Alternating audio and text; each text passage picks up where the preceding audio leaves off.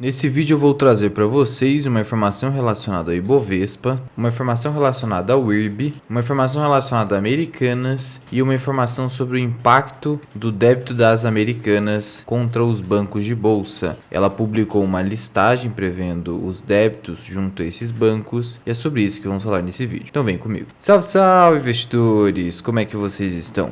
Sempre lembrando que antes de continuar, você clica no botãozinho vermelho de inscrever-se para ajudar esse canal, tá bom? E na presente data, o dólar está recuando. Nesse exato momento, está cotado ali a R$ 5,08. Nesse último mês, chegou a ser cotado a R$ 5,48, mas veio caindo fortemente, acumulando uma queda desde janeiro, do comecinho de janeiro até agora, de quase 8%. Isso aqui para o dólar é muita coisa. Isso decorre do maior fluxo cambial aqui no país. Está havendo um ingresso de dólares, capital estrangeiro aqui no país, nesses últimos dias. Isso está fazendo com que o dólar recue, o real se valorize e o próprio Ibovespa se valorize. Nesse exato momento, Ibovespa subindo quase 1%, ações como Petrobras e Vale estão puxando o capital estrangeiro. Porque geralmente quem entra no país ou coloca o dinheiro em títulos públicos ou coloca nas ações mais líquidas da nossa bolsa, que são Petrobras e Vale. VEG também está subindo muito bem. E por que VEG está subindo bem mesmo com uma queda no dólar? É que os analistas estimam que os resultados de VEG serão dos melhores desse quarto trimestre de 2022. Como sempre, VEG nunca decepcionando em resultados. E aí sobre IRB, você está vendo aqui que ela está caindo mais de 14% nesse momento. As ações agora estão cotadas a R$ 24,00. Só nesses últimos 5 dias as ações já acumulam mais de 20% de queda, vem caindo nesses últimos 5 dias. E esse derretimento todo vem pós-grupamento de ações. Como é sabido, quando há grupamento de ações, a tendência é que as ações após esse grupamento venham a cair, porque você diminui a base acionária, diminui o número de ações em circulação e disponíveis para negociação. Isso faz com que a liquidez daquele ativo reduza. Reduzindo liquidez, a tendência é que ele caia. E aí, é por isso que a ação deveria estar custando R$30, porque se ela estava custando R$1 e foi agrupada no fator 30, custaria R$30, mas caiu tanto nesses últimos dias que agora está cotada abaixo dos R$24. E além desse grupamento, tivemos ali mais um reporte de prejuízo da ordem de R$48 milhões em novembro. Os resultados ainda não são nada bons. Em 2022 teve um prejuízo superior a 2021. Tudo isso tem reforçado a queda no papel. Pós-grupamento, mais prejuízo, demonstrando assim que não há, pelo menos no curto prazo, esperança de recuperação no IRB, mesmo após follow-on, uma captação de mais de R$1 bilhão. Por isso o IRB segue altamente especulativa e os vendedores estão aproveitando. Só que, como reduziu a base acionária, é provável, ao menos é uma tendência, que aqueles que operam vendidos vão reduzir o volume de short no papel, porque agora tem menos papéis disponíveis. Mas de novo, é só uma tendência, tudo é possível. Sendo que IRB agora é R$24,00, nada mudou nos seus indicadores, porque simplesmente reuniu 30 ações em uma. Então, os indicadores seguem o mesmo. PVP de 0,50. Lembrando que isso aqui já leva em conta o follow-on, então não fique achando que está extremamente barata. Olhe para o PL negativo, prejuízo. A gente sempre tem que ficar atento porque vai consumindo patrimônio líquido que inclusive ingressou após follow-on. Já a Oi, outra ação altamente especulativa, com encerramento da recuperação, vem aí apresentando sucessivas valorizações. Então você vê aí nos últimos 5 dias subindo 95%, só que no acumulado dos últimos 6 meses ainda cai 50%. Prosseguindo aqui, em relação ao BNDES, ele negou o plano para financiar serviços no exterior e diz que mudança de política passaria pelo Tribunal de Contas da União. Então simplesmente ele falou o seguinte: olha, em relação à fala do presidente da República de que o BNDES vai financiar principalmente a Argentina, o gasoduto na Argentina, o BNDES disse o seguinte: olha, nós ainda não temos nada determinado para isso, sem falar que isso seria uma mudança que deveria passar pelo Tribunal de Contas da União. Então não foi bem uma negativa, e a gente sabe que no passado o BNDES sempre foi utilizado como instrumento de financiamento de outros países parceiros do governo que estava no poder. Infelizmente, isso é algo que está fora do nosso controle e se for para ser feito, será.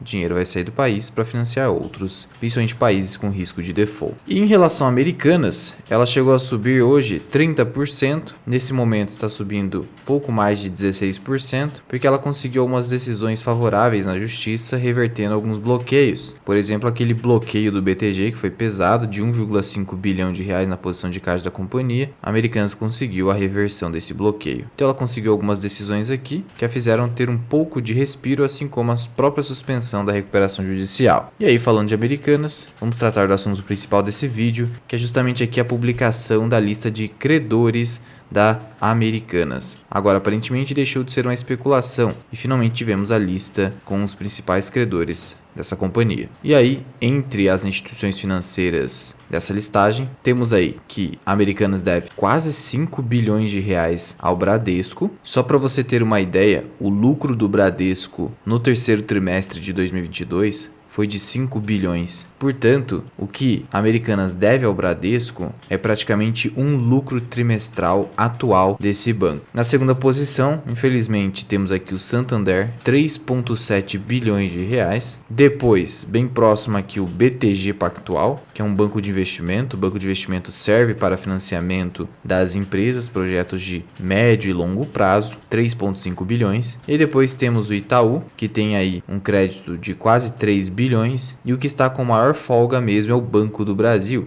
1,3 bilhão de reais. Diante desse cenário mais favorável do Banco do Brasil, você verifica aí Banco do Brasil subindo bastante nos últimos dias, inclusive na presente data. Enquanto isso, a alta de Santander é bem menor e o Bradesco apresentando aqui ainda queda no presente dia. Diante desse cenário, a XP considerou que o provisionamento seria algo completamente esperado e vai acabar acontecendo, sendo que esse provisionamento já pode acontecer no quarto trimestre de 2022 ou para os resultados do primeiro trimestre de 2023. Os resultados do quarto trimestre serão publicados em fevereiro, então os bancos já poderiam antecipar esse provisionamento. O que é o provisionamento, Luan? Ocorre quando o banco tem um crédito a receber, mas que já é praticamente perdido, ou o banco não espera mais receber, ele já antecipa como um prejuízo no seu balanço. Então, muito embora ele ainda não tenha perdido completamente a esperança de receber aquele crédito, ele já lança com provisionamento. Se um dia ele receber aquele crédito, acaba sendo uma surpresa boa para o banco e aí o acionista acaba se beneficiando. E segundo os analistas da XP, o impacto nos bancos seria, dentro dos seus resultados aqui no provisionamento, em torno de 20 a 30% do lucro líquido no caso de BTG, Santander e Bradesco, os bancos mais expostos ao caso Americanas. Já no caso de Itaú e Banco do Brasil, menos de 10% do lucro líquido seria impactado com provisionamentos. Isso significa o quê? Se o balanço do Bradesco já veio ruim, com queda forte nos resultados, mais de 20%, a 5,2 bilhões. E como o mercado já projetava um lucro mais baixo também no quarto trimestre de 2022, podemos ter um lucro aí, se tiver um impacto de 20%, por exemplo, sobre 5 bilhões, que o resultado de Bradesco poderá ser entre 3,5 a 4 bilhões de reais. Muito baixo para um resultado trimestral de Bradesco. Já o Santander, que teve um lucro ali de 3 bilhões, havendo todo esse impacto aí de pelo menos 20%, significa que ele viria a lucrar quanto? Algo em torno de 2,5 bi. Um lucro bem baixo também para o Santander, ou até abaixo disso. Ainda é possível que os bancos não façam provisionamento já de uma vez, façam em partes, até porque todo esse débito ainda não está muito claro, que é um débito já com vencimento completamente antecipado. A listagem então seria essa aqui. Aqui seria a sensibilidade ao provisionamento. Temos aí que BTG, uma exposição de 3,5 bi, Bradescão atolado em quase 5 bi.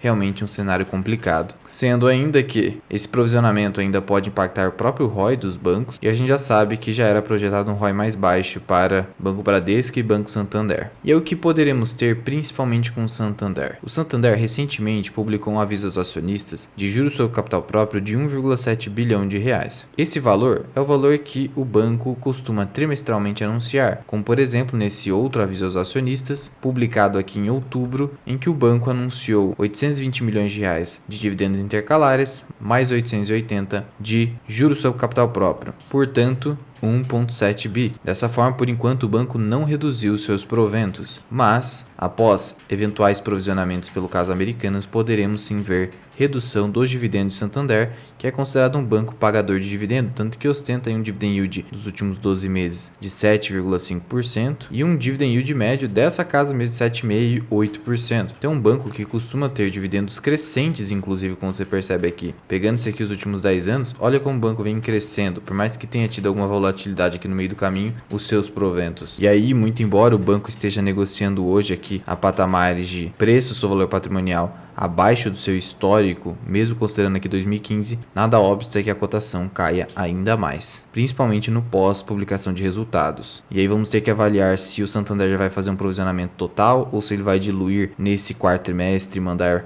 um pouco do restante nos demais trimestres. É algo que ainda precisamos avaliar. O certo é que deve-se esperar redução dos dividendos, então não espere um dividend yield superior a 6% para 2023. Caso o banco pague muitos dividendos, isso pode ser pior, porque por pressão do seu controlador espanhol vai estar pagando dividendos não sustentáveis, representando queima de caixa para pagamento de proventos. E isso acaba podendo gerar um sinal de alerta aí nos investidores sobre a gestão da companhia, se ela está comprometida com a perenidade da empresa e os seus acionistas. Sendo que o banco vai publicar os seus resultados no dia 2 de fevereiro de 2023. Nós vamos aqui comentar com vocês no canal, então já ativa o sininho aí embaixo para não perder esse vídeo. E se você quiser aprender mais sobre investimentos, considere se tornar membro do canal associado Mirai. Você tem aulas exclusivas, como avaliar a empresa de crescimento pelo método do fluxo de caixa descontado. Você consegue definir aqui o preço justo dessas ações. Será que VEG está cara mesmo? Ou é só narrativa? Você descobre aqui nesse vídeo, por exemplo. Você tem acesso a estoques que eu estou investindo, eu estou de olho. A nossa carteira aqui do 0 aos 100 mil, aulas sobre small caps e também lives exclusivas aqui semanalmente aos sábados, onde você pode tirar suas dúvidas comigo e ficar de olho nas ações que estão no meu radar. Associado Mirai você pode cancelar a qualquer momento. Mas já vai deixando aqui nos comentários. Você espera uma redução dos dividendos de Santander ou acredita que a companhia irá manter os mesmos proventos do ano passado? Muito obrigado por ter ficado comigo até aqui. Eu sou o Luan, esse que é o canal Mirai Investing. Até o próximo vídeo. Fui!